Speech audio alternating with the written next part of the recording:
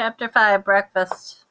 It seemed that Gus had just buried his head under the covers when he heard the clanging sound of metal and loud, clear woman's voice calling, "Daylight's in the swamp, boys!" Daylight in the swamp? Yeah, right, thought Gus. What a weird dream I had. It can't be time to get up yet. It feels like I just went to bed. Gus pulled the heavy blankets from his head and rolled over. It's still dark out. Wow, the electricity must have gone off last night, he thought. Gus stared out into the darkness of the room, searching for the numbers on his digital alarm clock. Just then he heard something looking around. He could see the light from the beams coming from the cracks of the door. Oh no, it wasn't a dream. The door squeaked open and Tommy entered carrying the glass oil lamp. "Here, I brought you some clothes." Gus sat up in bed. The same time, he got a whiff of the best food he'd ever smelled. Something sure smells good. What'll that be, Miss Addie's cooking? Ain't nothing louder than the smell of food to wake you out of bed, is there, boy? I bought you some woolly red long johns and Canadian grays. They the warmest in the world, they say. A pair of boots and a flannel shirt. Those denim pants of yours will just do fine for the woods. I don't know where you came from, boy, but those clothes you have on your hide were sure different from any that I've ever seen, especially those canvas shoes. They're no good for work around here.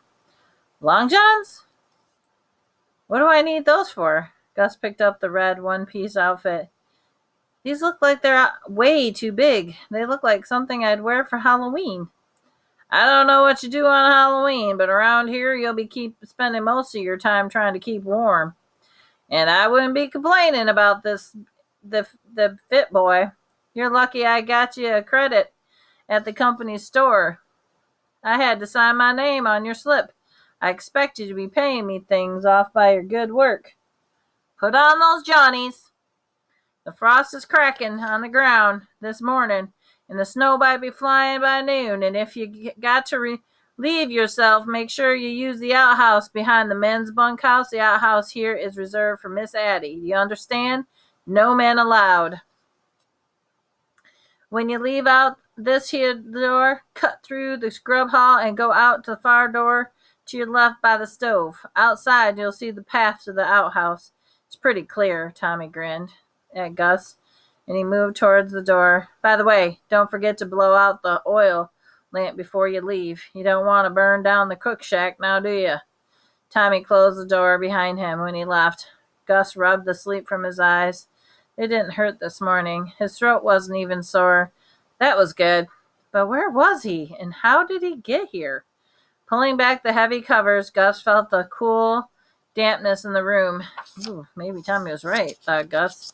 I better put on the long johns and go find the outhouse. An outhouse instead of a bathroom. How weird.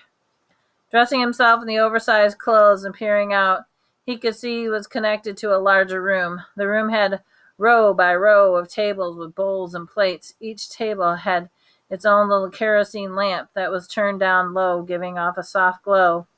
There at the far end of the room, Gus could see the door beside the big stove. Gus turned and blew out the flame in his lamp that was lit his room and darted across the big dining room to find the outhouse. Opening the door, Gus felt a blast of cold air. It was still dark outside with a trace of pink in the sky beyond the tops of the trees. Across the clearing from the dining hall was a big building with a path that led all around it to the back. That must be the path, thought Gus. As he hurried across the yard, he followed it. There were low windows in the building beside the path. There were high ones, however, up on the roof, and showed there were lamps lit inside. That must be the bunkhouse Tommy was talking about, thought Gus. The ground along the path was worn smooth by use, and there, sitting at the end of the path, was a little building. Good. That must be the outhouse, Gus reasoned. The building had the shape of a little crescent moon cut out of the wall near the peak of the roof. A soft glimmer of light could be seen coming from the outhouse and around the cracks of the door. Maybe someone's in there, thought Gus. He knocked softly, but there was no answer. Pulling the squeaky door made Gus realize why they didn't keep this bathroom indoors. Yuck! What a smell! Gus peered into the tiny room that had nothing in it but what looked like a low shelf with 2 holes cut in the top and the shelf positioned over a hole dug deep into the ground. A lamp hung from the rusty nail overhead. There was a pile of leaves in one corner and an old book propped up in the other. Oh no, he thought, Gus. I bet that's the toilet paper. He heard stories of how they use leaves or pages from old catalogs or books as toilet paper, but until now, he had never believed it. Gus really didn't want to use the little outhouse, but he didn't have much choice, and this or the woods. So Gus just about to leave the outhouse when he heard something growl he had heard the night before. It sounded very close, and he peeked out the door and made a mad dash towards the dining hall. There's something around here, he thought, and I don't want to be its breakfast. Shivering, Gus noticed the cold had crept through the new clothes, through his long johns. I want to go back home, he thought. This isn't fun. Gus burst through the dining hall. Hey, watch out, you crazy bum, yelled Alex. He was standing just out inside the door by the stove with an armload of wood. Were you raised in a barn? What are you doing coming in the door like that? Why ain't you out helping me bring the wood to the stove? My pa says I'm going to keep an eye on you, and if you don't earn your keep, you'll be walking 30 miles to the settlement in the snow. I'm sorry, I didn't mean to scare you. Here, let me help. You scare me? Never. I don't need your help. I'm almost finished. Say, where'd you get those big old clothes? I bet Tommy got them from the company store. My pa buys my clothes in the city. See my boots? Aren't they handsome? Not like your clodhoppers. My pa says my boots cost him a whole lot of money. Gus just listened and shook his head. This kid sounded just like Al. Hey, Alex, did you hear that growling outside? Oh, so you're a scaredy cat, too. You better be scared of Addie if she catches you out here talking. She'll box your ears for not working. You better go find out what she wants you to do this morning. By the way, the growling you heard out there is probably the stomachs of the Jacks. Hungry for breakfast. If you don't watch them, they'll eat you alive. Alex laughed and pointed Gus to the kitchen door that joined the dining room. Pushing the door open, Gus could see Addie surrounded by loaves of bread. There must have been 50 or more. And there were pies and sinkers, just like Mr. Christie called them. Besides that, there were stacks of pancakes, syrup, plates of meat piled high and steaming. It's about time, boy. Didn't you hear the bell and the call? Asked Addie. I need you to break a hamstring around here, said Alex. He's about as good as a sore toe in a tight boot. Addie, last night again in the morning, I heard a growling sound. Do you know what that was? It kind of sounded like Gus cleared his throat, making growling noise. Well, you got 2 choices. It's either Napoleon the bear or the wildcat back in camp again. A bear? A wildcat? You've got to be joking. I don't make jokes when I'm busy, boy. And I ain't joking when I tell you. It's time to get to work and stop jabbering. We got to get them ready for the jerk to jerk the hash.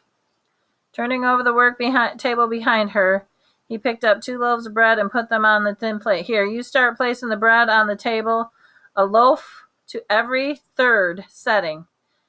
When you're finished, start pouring black lead and then put out the long sweetening. And the Jacks like their coffee black as boots and sweet as honey. Don't be wasting no time. Those men will be in here wanting to have their grub. Gus stood for a second staring at Addie, wondering what type of language she was speaking. Black lead, long sweeten, grub. Alex pushed his way through the kitchen door with his shoulder.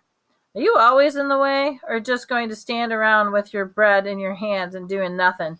Now, Alex, can't you talk nice to Gus? He's new around the kitchen. Why don't you show him what needs to be done? I already do too much work around here, and you're supposed to help me, insisted Alex. I want no more lip from either of you. Get in the dining hall and make it ready for the men. Alex and Gus, with their arms full of unsliced loaves of bread, went to work placing the warm loaves on the table, pouring the coffee or black lead, and putting the sugar bowls. Barely had they filled the last mug when they were outside the door and flung open and walked in every sort of man imaginable. Some were tall and husky, some were short and very wiry. They all had heavy wool long johns which stuck out from under their plaid flannel shirts. Some wore suspenders, while others wore big, thick leather belts and great big buckles. They all wore high, heavy boots with pants tucked inside. "What's the matter with you?" asked Alex. "You act like you've never seen bark eaters before." "You know, being new here to camp, you should get to know the men. Go greet them. Introduce yourself. They like a good talk around the breakfast tables. Talk to them a lot. They like that." That made sense to Gus. He walked over to the door. "Good morning, I'm Gus McCarty. Food sure smells good, doesn't it? Hi, how are you this morning? Sure hope you're hungry." Each man through the door stared at Gus and gave him a mean look. These guys really look tough, thought Gus. "Hi, I hope you're hungry. My name is Gus." The last man came through the door, stared at Gus, spitting something dirty and brown on the door. Don't do no talking in the grub house, boy," he growled. Just then Tommy came in. Gus was glad to see him. "Hi, Tommy. Nice to see you. Someone I know. Food smells great, doesn't it?" Tommy took Gus by the shirt collar and backed him against the wall. "What are you doing talking in the grub house? Don't you know you're not supposed to talk in the grub house? You ain't been talking to the rest of them, have ya? Have ya? Jumping Jehoshaphat, boy. You want Miss Addie to take the meat cleavers to your ears? No talking. The grub house shack. That's the rule, you understand? There's men here from Scandinavia, Ireland, the Yankees from the East, Canucks from Canada, Frenchmen. You get them all talking at once and work would never get done. No talking in the grub shack." "But Alex told me to," Gus protested. "He said I was supposed to greet everyone." Tommy let go of Gus's shirt collar. "That troublemaker would. You listen to me, boy. You stay away from Alex and stay close to Addie." A twinkle came to Tommy's eyes. "You know, I kind of wish I worked in the cook shack so I could stay close to her." Tommy's thoughts returned to Gus. "Mind what I'm telling you, boy. Stay away from Alex." Gus straightened his shirt, shook his head. "So what else is new? First I have to stay away from Al, and now I have to stay away from Alex. You go help Miss Addie now. When she dishes are finished, I want you to come down to the barn. When I finish with the hay burners, I'll show you around the bullpen." Tommy walked away to take his place at the table. Looking around the room, Gus counted over 50 men. Each had a mug, a bowl, and a plate, and a flatware. "That's a lot of dishes to wash," thought Gus. He watched as the men gulped down their platefuls of food. Addie walked around pouring more black lead while Alex brought out more bowls of fried potatoes and pancakes. "Gus," called Addie, "make yourself useful. Bring out the cut pies." Gus went into the kitchen and saw 20 more pies. Loading his arms with as many as he dared to carry, he placed them on the tables in front of the men and wondered how these men could eat so much food, and now they want pie. Some of the men pulled large, dirty bandanas out of their shirts, laying them open and placing the pieces of pie on their cloths. When they wrapped it and shut the ends of the bandanas, the men took their packages and shoved them down the fronts of their shirts and down the tops of their long underwear. "Oh, gross," said Gus aloud. Addie, who was watching over the grate all over her Gus. "Oh, there's nothing wrong with hard-working men taking a bite to eat with them into the woods. At least these men work hard for their grub. It's more than I can say for you, boy." Ashamed that Addie didn't think he was doing enough, Gus walked away. Into the kitchen he found Alex carrying pails of hot, soapy water.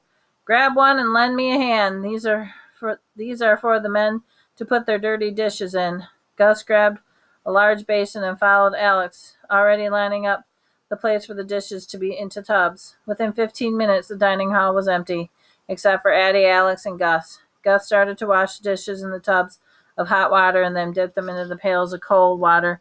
Alex dried them off and put them back on the tables for the next meal.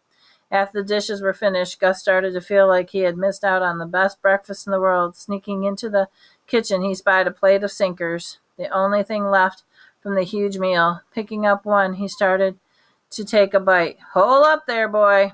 If you've been working in my kitchen, I need you strong. I want you first to eat something of substance before you have a sinker. Sit down. I'll get you something hot." "Wow," thought Gus. She's going to make me something special, just like Mom. Eddie returned with a large steaming bowl and held it out to Gus. Oh, please. Don't let it be oatmeal, thought Gus. There you go, boy. Nice steaming bowl of bean soup. Bean soup. Ugh. And I want every bit of that eaten, and then you can have the leftover sinkers. And if you want to eat from now on, I expect you to come to the kitchen before breakfast is served for the men. They eat everything that isn't nailed down. Do you understand? Gus understood. Either get up early and eat good breakfast or get stuck with bean soup. Did you hear me, boy? Eddie interrupted Gus's thoughts. Yes, Ma, said Gus. Ma? Who you call Ma? I ain't no one's Ma, though. If I were, I wouldn't be ashamed to be yours. Eddie's eyes twinkled at Gus. Just then Alex pushed into the kitchen. Oh, boy, by the way, what did Tommy have to say to you about getting the jacks this morning? He looked real mad, you know. I can see how you got caught up in that slashing fire. You're really dumb. Pay him no mind, Gus. You got to get your eats. I know Tommy wants you to show you around in the morning. Alex laughed at Gus, walked out of the kitchen while Gus finished up breakfast and the hot bean soup.